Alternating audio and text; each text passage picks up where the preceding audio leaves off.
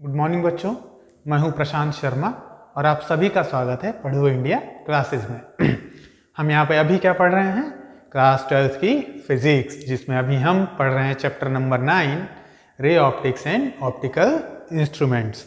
तो ray optics जो है हम काफ़ी सारी देख चुके हैं और ऑप्टिकल इंस्ट्रूमेंट्स में भी हम एक आई के बारे में और एक सिंपल माइक्रोस्कोप के बारे में पढ़ चुके हैं। तो आज हम डिस्कस करने वाले हैं इस लेक्चर में कंपाउंड माइक्रोस्कोप। ठीक है, तो देखिए, अक्सर कहेंगे, अब आप लोग कहेंगे कि सर सिंपल माइक्रोस्कोप तो था हमारे पास, हम तो मैग्नीफाई कर ले रहे थे भाई ऑब्जेक्ट्स को, क्या ज़रूरत पड़ गई कंपाउंड माइक्रोस्कोप की, है ना? तो ज़रूरत ये पड़ गई कंपाउंड माइक्रोस्कोप की कि जो सिंपल माइक्रोस्कोप है वो मैग्नीफिकेशन तो करता है, पर उसका मैग्नीफिकेशन उतना ज़्यादा नहीं होता है कई बार जितनी हमें ज़्यादा ज़रूरत होती है। देखिए, जैसे जैसे एडवांसमेंट होता है टेक्नोलॉजीज़ का, जैसे जैसे हमें और ज़्यादा, जैसे हम कोई एक चीज़ जान लेते हैं तो हमारे अंदर क्यूरियोसिटी होती है ना कि हम थोड़ा सा और इसके बारे में जानें, तो हमने कुछ चीज़ों को मैग्नीफाई करके देख लिया, अब उससे और ज़्यादा उसको मैग्नीफाई करना है, तो फिर वो चीज़ नहीं हो पा रही थी सिंगल लेंस के द्वारा। तो हमने क्या सोचा, इंसान ने चलाया अपना दिमाग और कहा कि एक लेंस ने जितना मैग्नीफाई किया है उसी के आगे हम एक और लेंस लगा दें, तो वो जो एक लेंस जितना मैग्नीफाई करेगा उसकी इमेज को दूसरा वाला और ज़्यादा बड़ा कर देगा, और ज़्यादा बड़ा कर देगा तो हमें ज़्यादा बड़ी चीज़ दिख जाएगी, है ना? तो यहीं से कॉन्सेप्ट आया कंपाउंड माइक्रोस्कोप, जिसमें क्या होता है, कई सारे लेंसेज होते हैं, जनरली 2 लेंस या फिर उससे ज़्यादा भी कई बार होते हैं, है ना? तो हम 2 लेंस का केस पढ़ेंगे जहाँ पे चलिए, अब कंपाउंड माइक्रोस्कोप के भी क्या केसेस हो सकते हैं? 2 केसेस हो सकते हैं ना।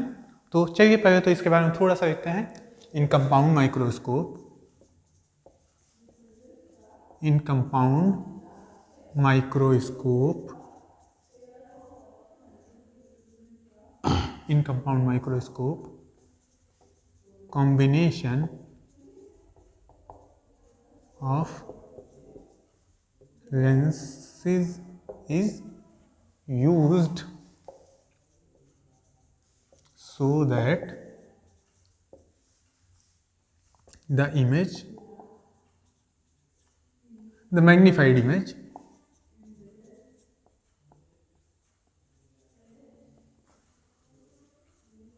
formed by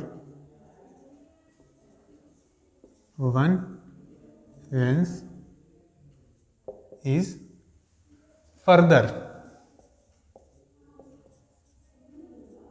magnified by another lens, है ना? ठीक है, तो इसको क्या बोलते हैं हम? सब्सिक्वेंट मैग्निफिकेशन या फिर मल्टीपल मैग्निफिकेशन। ठीक है, चलिए आगे बढ़ते हैं। अब देखिए, कंपाउंड माइक्रोस्कोप के भी 2 केसेस होते हैं। पहला तो जब इमेज जो है डी डिस्टेंस पे बने, यानी 8 लीस्ट डिस्टेंस ऑफ विजन पे बन रही हो। ठीक है, तो वही जैसे सिंपल माइक्रोस्कोप में 2 केस थे, यहाँ भी वही 2 केसेस बनते हैं, तो हम उन्हीं को चलिए डिस्कस करते हैं। ठीक है, चलिए, तो पहला केस है image is formed at image formed at distance d, है ना? d यानी 25 सेंटीमीटर। ठीक है, चलिए, तो पहले तो फिगर बना लेते हैं, है ना? अब देखिए, इसमें क्या होता है, 2 लेंसेज होते हैं, तो 2 लेंस होंगे, तो चलिए आगे मैं फिगर बनाता हूँ, फिर आपको और बातें समझाता हूँ। थोड़ा सा इसका फिगर जो है थोड़ा बड़ा रहेगा, है ना? तो थोड़ा सा ध्यान से देखिएगा। ये जो है प्रिंसिपल एक्सिस हो गई इनकी, है ना? यहाँ कहीं पे क्या है, ऑब्जेक्ट रखा हुआ है। ठीक है, अब ये जो पहला लेंस होता है जो ऑब्जेक्ट को मैग्नीफाई करता है, इसको हम कहते हैं ऑब्जेक्टिव लेंस, है ना? Objective lens. और दूसरा वाला जो हमारी आई की तरफ रहता है, इसको क्या कहते हैं, आई पीस। ठीक है, चलिए, अच्छा, ये ऑब्जेक्ट है हमारा ए बी। ठीक है, यहाँ से जो है पैरेलल रे जाएगी, तो वो क्या होगा, इस लेंस का जो फोकस होगा वहाँ पे पहुँचेगी, है ना? तो मान लेते हैं यहाँ कहीं इमेज बन रही है, और दूसरी जो है वो रे इस तरह से जा रही है।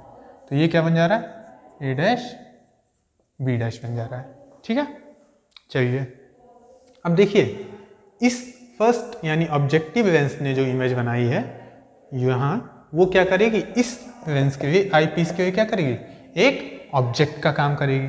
तो यहाँ से रेज जाएंगी, है ना, ये ए डैश है। तो जब यहाँ से रेज जाएंगी तो यहाँ से भी वही सिमिलर, एक जो है यहाँ से होके तो फिर ये फोकस पे चली जाएगी इस तरह से, है ना, और एक जो है वो क्या होगा, सीधे क्या होगी, ऑब्जेक्टिव से, सॉरी ऑप्टिकल सेंटर से होके जाएगी।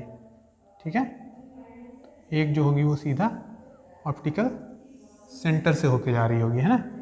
तब देखिए ये क्या कर रही हैं, डाइवर्ज कर रही हैं, है ना, ये क्या कर रही हैं, डाइवर्ज कर रही हैं।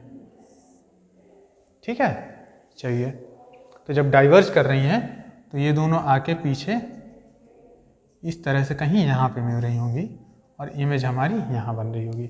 मैं दूसरे कलर का यूज़ करता हूँ।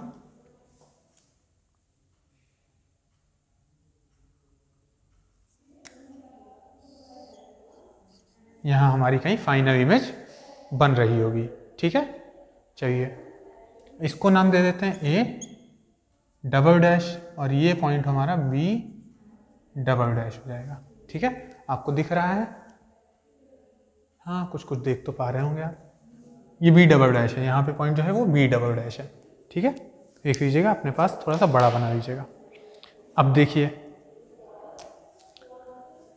हमें कैलकुलेट करना है अगर मैग्निफिकेशन, है ना, तो मैग्निफिकेशन के लिए क्या होता था, इस पॉइंट से, है ना, जो इमेज का एंगल सबटेंड होगा वो तो हम ले लेते थे क्या, बीटा। तो ये वाला जो एंगल है वो बीटा हो गया, है ना, और इमेज कहाँ बन रही है, डी डिस्टेंस पे। तो ये जो डिस्टेंस है लेंस का ये, और इमेज का ये डी है। ठीक है, चलिए अब हमें, मैंने आपको बताया था कि ऑब्जेक्ट का भी जो एंगल है वो डी डिस्टेंस पे ही मेजर करते हैं। तो ऑब्जेक्ट तो यहाँ है, चलिए इसको यहाँ ले आते हैं, है ना, इस तरह से मान लेते हैं यहाँ आएगा।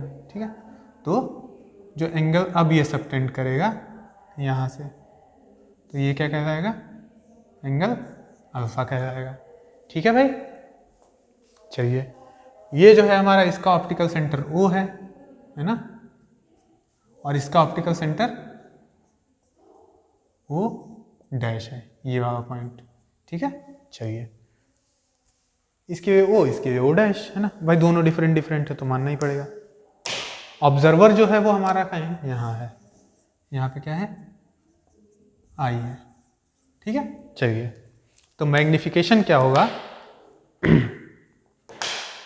Magnification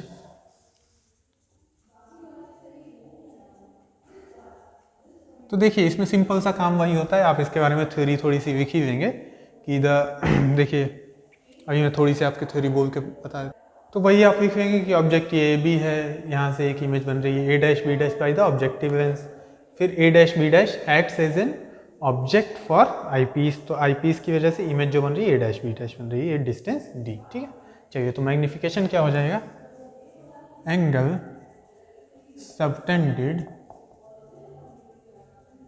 bye image at eye, ठीक है, फ्रॉम डिस्टेंस डी, है ना। तो ये तो हो जाएगा, सॉरी हाँ, इमेज भी वैसे डी पे ही बन रही है तो इसे डी से ही लेंगे, है ना, तो ये बीटा हो जाएगा। अपॉन में क्या आ जाएगा, एंगल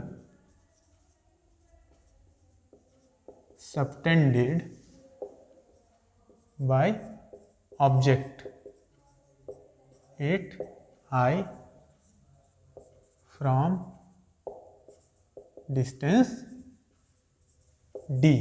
तो ये एंगल कौन सा हो जाएगा, अल्फा हो जाएगा। ठीक है, तो अब हम बीटा और अल्फा की वैल्यूज निकाल लेते हैं।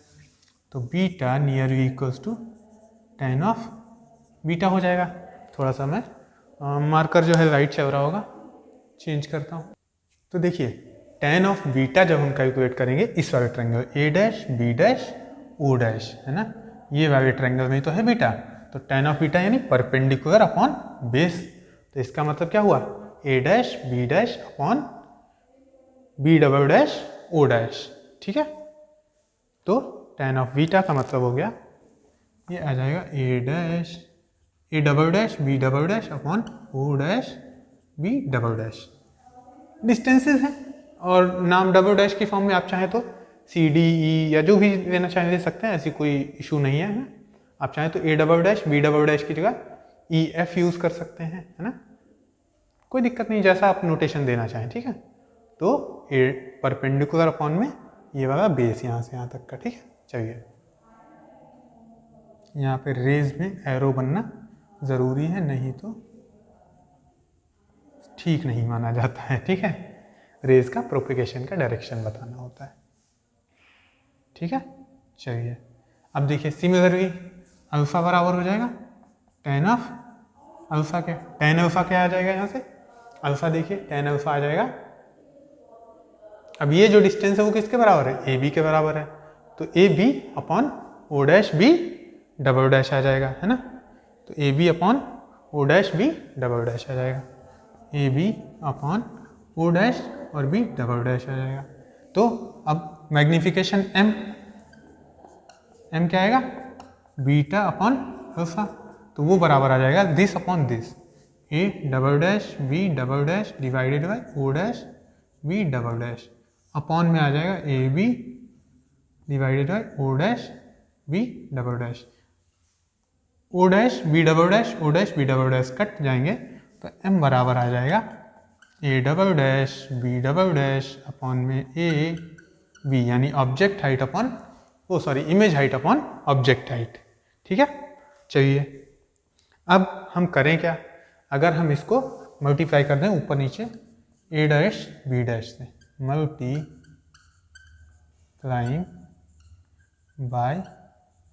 मल्टीप्लाइंग एंड डिवाइडिंग, है ना, multiplying and dividing by A dash B dash, है ना। तो चलिए यहाँ कर लेते हैं, तो m बराबर आ जाएगा a double dash B double dash upon में a डैश बी डैश कर दिया, ऊपर मल्टीप्लाई कर दिया और नीचे भी, है ना। तो क्या कोई फर्क पड़ेगा भाई, ऊपर नीचे 2 से मल्टीप्लाई कर दें, किसी भी फ्रैक्शन में मल्टीप्लाई भी कर दें और डिवाइड भी कर दें, तो क्या होगा, कोई चेंज नहीं आएगा, है ना। सिमिलरली यहाँ देखिए a double dash B dash double dash यहाँ है, ए बी यहाँ है, a double dash B dash से ऊपर मल्टीप्लाई कर दें, नीचे कर दिया। अब अगर हम इसको देखना चाहें तो इसका मतलब m बराबर, अब देखिए a डबल डैश अपॉन में a डैश बी डैश। अब देखिए a डबल डैश और b डबल डैश क्या है, इमेज है किसके लिए, आई पीस के लिए, है ना, और अपॉन में a डैश बी डैश है, तो ये ऑब्जेक्ट है a डैश बी डैश किसके लिए, आई पीस के लिए। तो आई पीस के लिए a double dash B double dash जो है वो इमेज है और a डैश बी डैश क्या है, ऑब्जेक्ट है। तो इमेज अपॉन ऑब्जेक्ट यानी कि क्या हो गया, मैग्निफिकेशन हो गया किसका, ये आई पीस का, तो एम ई कर देंगे, ठीक है। या फिर इसको वी और उसके फॉर्म में लिख लेते हैं, चलिए बाद में लिखेंगे, है ना, और इनटू, अब ए डैश बी डैश इमेज है किसके लिए, ए डैश बी डैश किसके लिए इमेज है, ऑब्जेक्टिव लेंस के लिए, और अपॉन में ए बी है, तो ए बी किसके लिए ऑब्जेक्ट है, किसके लिए, ऑब्जेक्टिव लेंस के लिए, तो इनटू में आ जाएगा मैग्निफिकेशन ऑफ ऑब्जेक्टिव लेंस। ये बात आप समझ पाए, ए डैश बी डैश जो है वो आई पीस के लिए इमेज है ना, और A double dash B double dash eyepiece के लिए इमेज है, और A dash B dash eyepiece के लिए ऑब्जेक्ट की तरह काम कर रहा है, हमने बताया था अभी आपको। फिर A dash B dash objective lens के लिए इमेज है और ए बी क्या है, ऑब्जेक्टिव लेंस के लिए ऑब्जेक्ट है। तो ये मैग्निफिकेशन जो है वो आई पीस का हो गया, ये मैग्निफिकेशन ऑब्जेक्टिव लेंस का हो गया। तो टोटल जो मैग्निफिकेशन होगा, सो मैग्निफिकेशन, अब यहाँ पे आप बॉक्स में बंद कर लीजिए क्योंकि क्या हो रहा है, जो overall magnification of the compound microscope आ रहा है वो हमारा आ रहा है M E into M O. अब मैग्निफिकेशन एम ई की वैल्यू हम जानते हैं 1 plus D by F I थी, याद करिए, और मैग्निफिकेशन ऑफ ऑब्जेक्टिव लेंस तो ये आ जाएगा बी अपॉन यू आ जाएगा, है ना। चलिए, तो ये तो हमारा जो है कंपाउंड माइक्रोस्कोप का केस हो गया। अब देखिए अगर हम V को, जो V ऑब्जेक्टिव, यहाँ पे O भी लगाना पड़ेगा, V O on U O, अगर if VO is very close, है ना, to objective lens, objective lens के VO जो है वो बहुत पास हो, सॉरी आईपीस, ऑब्जेक्टिव लेंस नहीं आईपीस।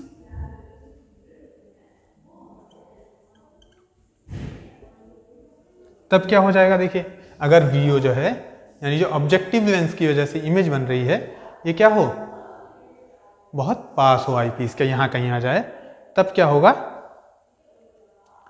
जो लेंथ है, टोटल लेंथ है वो UO जो है वो फोकस के बराबर आ जाएगा सर, और जो UO है यानी U जो ऑब्जेक्टिव का है वो कहाँ आ जाएगा, फोकस पे आ जाएगा, और जो लेंथ है ऑफ द कंपाउंड माइक्रोस्कोप तो VO जो है वो लेंथ के बराबर हो जाएगा। ठीक है, क्योंकि L क्या होता है, L बराबर होता है VO प्लस UO, तो मैग्निफिकेशन का फॉर्मूला आ जाएगा 1 प्लस D/F, और इनटू में आ जाएगा जो VO जो होगा बहुत कम, बहुत ज़्यादा हो जाएगा, क्योंकि आईपीस के पास जितना ही जाएगा तो ये लेंथ उतनी ही बढ़ती जाएगी, है ना।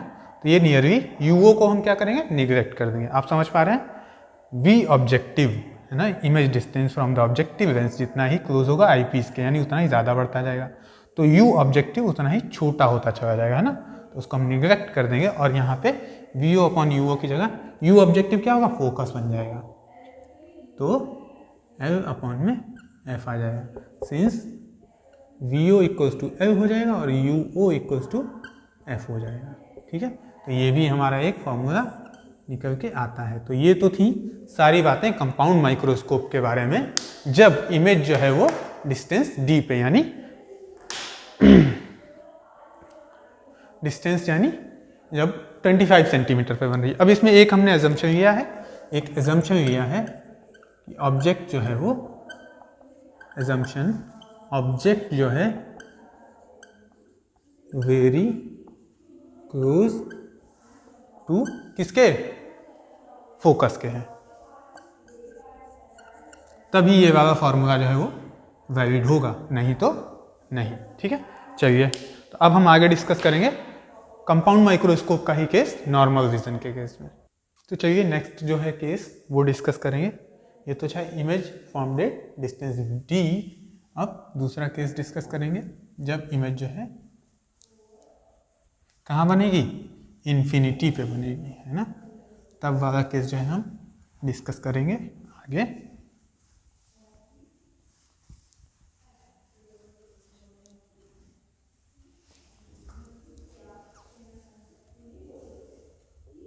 इसको मैं फटाफट से मिटा देता हूँ। देखिए ये इम्पॉर्टेंट है, थोड़ा सा ध्यान से पढ़िएगा, क्योंकि कई बार जो है मैग्निफिकेशन निकालने को आ जाता है और हो सकता है कि फॉर्मूले पे बेस्ड भी क्वेश्चन आ जाए, तो फॉर्मूला भी जो है आप सब लोग याद कर लीजिएगा मैग्निफिकेशन का।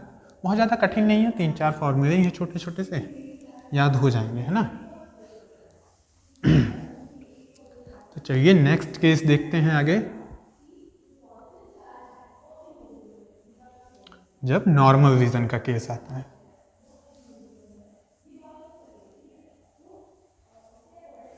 चलिए compound microscope for normal vision, चलिए लिख देता हूँ मैं दूसरा केस फॉर नॉर्मल विजन, है ना। तो देखिए नॉर्मल विजन का मतलब क्या हुआ, इमेज जो है वो कहाँ बनेगी, इन्फिनिटी पे बनेगी। तो चलिए सबसे पहले बनाते हैं डायग्राम, वही सेम अरेंजमेंट, एक जो होगा ऑब्जेक्टिव लेंस होगा और एक आई पीस होगा, यहाँ पे एक आई पीस होगा। ठीक है, चलिए ये भी थोड़ा सा ठीक है, एक क्या होगा, प्रिंसिपल एक्सिस होगा, इस पे क्या होगा, एक ऑब्जेक्ट रखा होगा A और ये B होगा। ठीक है, अब देखिए ऑब्जेक्टिव से रेज निकलेंगी, है ना, ऑब्जेक्टिव से जो है रेज निकलेंगी और क्या होगा, इसके फोकस पे जो है इमेज बनाएंगी। अब थोड़ा सा इसको जो है नहीं ठीक है, चलिए इसके फोकस पे कहीं इमेज बना रही होंगी यहाँ, ठीक है। और ये भी इस तरह से निकल के ऑप्टिकल सेंटर से ही जाएगी, यहाँ पहुँचेगी, ठीक है। चलिए तो अभी ये अगर ए बी है तो ये ए डैश बी डैश बन जाएगा, है ना। फिगर थोड़ा सा बड़ा कर देते हैं, नहीं चाहिए, ठीक है। चलिए तो अब इसके बाद में क्या होगा, अब जो आई पीस है तो यहाँ मैं लिख देता हूँ ऑब्जेक्टिव, और ये क्या है, आई पीस, ठीक है। तो यहाँ से क्या होगा, अब रेज जो हैं कहाँ जाएंगी, इस रेंज पे जाएंगी, है ना। तो यहाँ से इस तरह से चली जाएगी और यहाँ से ऑब्जेक्टिव ऑप्टिकल सेंटर से जाएगी तो इस तरह से जाएगी। अब ये रेज जो है क्या हो गई, पैरेलल हो गई, है ना। ये रेज क्या हो गई, पैरेलल हो गई। तो पैरेलल हो गई तो यहाँ कहीं पीछे आके जो है इस तरह से मिल रही होंगी। तो इमेज कहाँ बनेगी, एट इन्फिनिटी बनेगी, इमेज एट इन्फिनिटी बनेगी, ठीक है। तो यहाँ कहीं बन रही होगी A double D dash B dash, पर उसको तो हम यूज़ नहीं करेंगे क्योंकि वो लेंथ जो है हमें नहीं मिल पाएगी, ठीक है। तो देखिए क्या होता है, वही सिमिलर ट्रायंगल्स का जो कॉन्सेप्ट यूज़ किया था, ये ट्रायंगल छोटा सा और ये जो बड़ा सा ट्रायंगल बनेगा, दोनों सिमिलर होंगे, इसलिए हम इसी का यूज़ करेंगे, ठीक है। चलिए अब देखिए इमेज का जो एंगल आएगा वो आएगा क्या, बीटा। दूसरे पेन से लिखता हूँ मैं, इमेज का जो एंगल आएगा वो बीटा आएगा, और ऑब्जेक्ट जो है वो ये है यहाँ, तो इसको हम डी डिस्टेंस पे जाएंगे यहाँ से आई पीस से, तो ए बी जो है ये जो ये एंगल बना रहा होगा इस तरह से, है ना, डी डिस्टेंस से, ये क्या जाएगा अल्फा, ठीक है। ये डिस्टेंस जो है वो डी है, ठीक है। चलिए तो आगे बढ़ते हैं। अब इसको चाहे तो ए बी मान लीजिए या एम एन मान लेते हैं, क्योंकि ये ए बी तो नहीं है, खैर ये एम है, ये एन है, ठीक है। एन है भाई, अच्छे से बना लीजिएगा, ठीक है। चलिए तो अब आगे बढ़ते हैं। अब देखिए मैग्निफिकेशन क्या होगा, वही एंगल सबटेंडेड बाय इमेज, है ना, फ्रॉम इन्फिनिटी। तो अब मैं देखता हूँ magnification M, magnification equal to angle subtended by image from 8i from infinity, 8i from infinity. तो इसको हम क्या कहते हैं, beta, angle subtended by image beta, और अपॉन में क्या आएगा, एंगल सबटेंडेड बाय ऑब्जेक्ट, है ना, 8i किस पे, आई पे, फ्रॉम डिस्टेंस डी ही लेते हैं, ये हमेशा क्या लेते हैं, डी से ही, तो ये एंगल अल्फा हो जाएगा। ऑब्जेक्ट का जो एंगल सबटेंडेड है वो हमेशा डी डिस्टेंस से लेंगे, ठीक है। तो चलिए सिंपल सी बात है, एम क्या हो जाएगा, एम इक्वल्स टू हो जाएगा बीटा अपॉन में अल्फा। तो ये नियरली इक्वल टू होगा किसके, टेन ऑफ बीटा अपॉन में टेन ऑफ अल्फा। देखिए पहला वाला केस हो गया तो दूसरा बहुत आराम से हो जाएगा। तो ये आएगा इक्वल किसके, टेन ऑफ बीटा। देखिए अब टेन ऑफ बीटा क्या आएगा, ये जो है ओ है और ये ओ डैश या ओ टू, है ना, O1 O2 ले सकते हैं या ओ डैश ही ले लेते हैं, ठीक है। तो टेन ऑफ बीटा क्या आएगा, इस वाले ट्रायंगल में देखिए परपेंडिकुलर अपॉन बेस, तो ए डैश बी डैश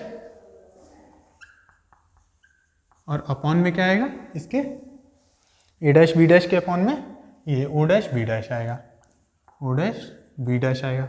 इसके upon tan of alpha, tan of alpha का मतलब है परपेंडिकुलर एम एन, और अपॉन में O dash N, O dash N आएगा। तो अब एम एन किसके बराबर है, ए बी के बराबर है, ठीक है। चलिए और देखिए एम एन जो है वो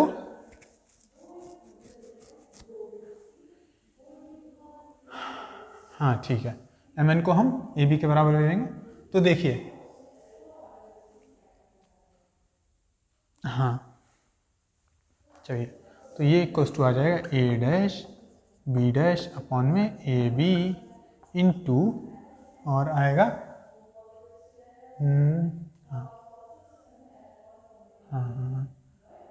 ओ डैश एन अपॉन में ओ डैश बी डैश, ठीक है। तो देखिए एम एन को ए बी के बराबर ले लिया, since M N equals to है ए बी, तो इसलिए हमने ये चीज़ लिख दी। तो अब देखिए A dash B dash upon A B, A dash B dash upon में ए बी, तो इसका मतलब image height for objective lens divided by object height for objective lens. तो ये इमेज हाइट है किसकी, ऑब्जेक्टिव लेंस की, ए डैश बी डैश, और ये ऑब्जेक्ट हाइट है किसकी, ऑब्जेक्टिव लेंस की। तो ये क्या होगा, मैग्निफिकेशन ऑफ ऑब्जेक्टिव लेंस, तो एम ओ ले लेंगे और O dash N upon O dash B, O dash N upon में ओ डैश बी डैश, ठीक है। तो ये अब जो ये है ये क्या है, आईपीस के लिए ऑब्जेक्ट है, और ये जो है हाँ आईपीस के लिए जो है हमारा, अब इसमें देखिए ओ डैश एन जो है, ओ डैश एन, उसको हम ले सकते हैं डिस्टेंस माइनस डी, और ये हमारी डिस्टेंस कौन सी है, फोकस है, किसका, यहाँ से इसका, ठीक है। तो इन टू में आ जाएगा माइनस का डी अपॉन में फोकस किसका है, ये फोकस भाई किसका है, ये फोकल लेंथ किसकी हुई, आईपीस की फोकल लेंथ हुई, ये जो है आईपीस की फोकल लेंथ है, ए डैश बी डैश है ना, तो एफ ई लिख देंगे, ठीक है। चलिए अब एम ओ की हमने फॉर्मूला जो है लिख सकते हैं कि वी ओ, तो ये एम इक्वल्स टू आ जाएगा ये, ठीक है। अब एम इक्वल्स टू आ जाएगा एम ओ यानी magnification V O upon U O लिख सकते हैं इंटू माइनस का डी अपॉन में एफ ई आ जाएगा, ठीक है। ये चीज़ हो गई। चलिए तो अगर ऑब्जेक्ट बहुत ज़्यादा क्लोज होगा तो इसको हम एल लिख सकते हैं और इसको एफ लिख सकते हैं। तो M equals to L upon F into D upon F E, और यहाँ पे आएगा एफ ओ आएगा, और माइनस सिंबल जो है वो देखिए, अब जो एफ ई जो है वो भी निगेटिव में आएगा, क्यों, तो ये दोनों सिंबल माइनस जो है हट जाएंगे। एफ ई जो है क्या है, आईपीस के लेफ्ट में मेजर कर रहे हैं, तो वो भी निगेटिव आएगा और डी भी निगेटिव ही आएगा, ठीक है। चलिए तो ये तो हमारा फॉर्मूला हो गया इसका, है ना, ये हमारा फाइनल फॉर्मूला आ गया, ठीक है। अब देखिए जो लेंथ होती है वो V O plus F E होती है, एल इक्वल्स टू आएगी V O plus F E, length of the microscope कैसे आएगी, वी ओ का मतलब इमेज की distance from the objective lens, तो यहाँ से यहाँ तक, और एफ ई का मतलब focal length of eyepiece, तो ये वाली डिस्टेंस, तो ये डिस्टेंस प्लस ये डिस्टेंस मिला के ही तो लेंथ ऑफ द माइक्रोस्कोप बनेगी। तो यहाँ पे लिख लीजिए, या मैं इधर की साइड लिख देता हूँ, इसको मिटा देता हूँ, आपने लिख लिया होगा, नहीं लिखा तो पीछे जाइए और लिख लीजिए, लेंथ ऑफ कंपाउंड माइक्रोस्कोप, है ना, किस केस में, फॉर नॉर्मल विजन, सॉरी हाँ normal vision, L equals to आएगी V O plus F E. अच्छा एक चीज़ और देखिए, इस केस में जो focal length of the objective है वो हमेशा कम होती है focal length of the eyepiece, F O जो है वो एफ ई से कम होता है, ठीक है। तो ये तो हमारे जो इंपॉर्टेंट रिजल्ट्स हैं, जो मैग्निफिकेशन है वो सारे डिराइव होगा। चलिए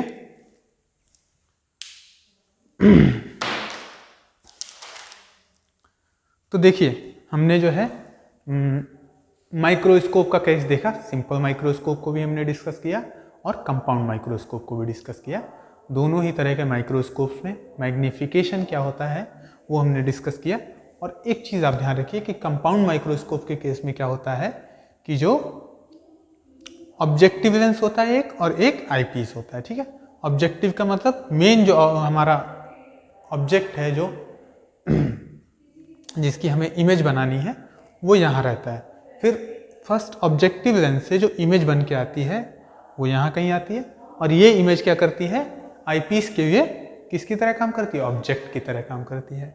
तो फिर ये आईपीस क्या करता है, इस इमेज की इमेज बनाता है। ठीक है, तो दोनों ही केस हमने डिस्कस किए, जब डिस्टेंस d पे इमेज बन रही थी और जब नॉर्मल विजन यानी इमेज कहाँ बन रही है, इन्फिनिटी पे। आप चाहें तो यहाँ पे ब्रैकेट में लिख लीजिए फॉर नॉर्मल विजन, तो इमेज एट इन्फिनिटी।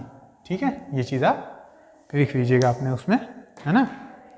चलिए, तो और एक हम अप्रॉक्सीमेशन और लेते हैं कि जो एंगल्स हैं वो बहुत स्मॉल हैं, और वास्तव में स्मॉल ही होते हैं। चाहे तो ये अप्रॉक्सीमेशन भी यहाँ लिख लीजिए, फॉर स्मॉल एंगल्स, कि बीटा और अल्फा जो है वो अपने 10 के बराबर होंगे, यानी बीटा वो नियरली 10 बीटा के बराबर होगा, अल्फा जो है 10 अल्फा के बराबर होगा। अब देखिए, इतना शॉर्टकट आपको यूज़ नहीं करना, क्योंकि आप पहला केस पढ़ चुके हैं, तो मैंने आपको थोड़ा सा ये शॉर्ट में करा दिया। पहले आप लिखेंगे beta nearly equals to 10 beta, फिर वो बराबर आएगा a dash b dash upon o dash b dash के, फिर लिखेंगे alpha nearly equals to 10 alpha, और फिर वो इक्वल आएगा 10 alpha mn upon o dash n के। फिर आप जो है मैग्नीफिकेशन उसके बाद में कैलकुलेट करेंगे, और इस तरह से चीज़ें आगे करते हुए चलेंगे। ठीक है, चूँकि आप लोग एक केस पढ़ चुके तो इसलिए मैंने यहाँ पे थोड़ा सा जल्दी बस लिख दिया, है ना, बाकी शब्दों को ज़्यादा ना लिखते हुए, है ना। तो चलिए, इसी के साथ जो है आज के इस लेक्चर को ख़त्म करते हैं, और आपने जो है माइक्रोस्कोप को पूरी तरह से सिंपल और कंपाउंड दोनों को ही पढ़ चुके हैं।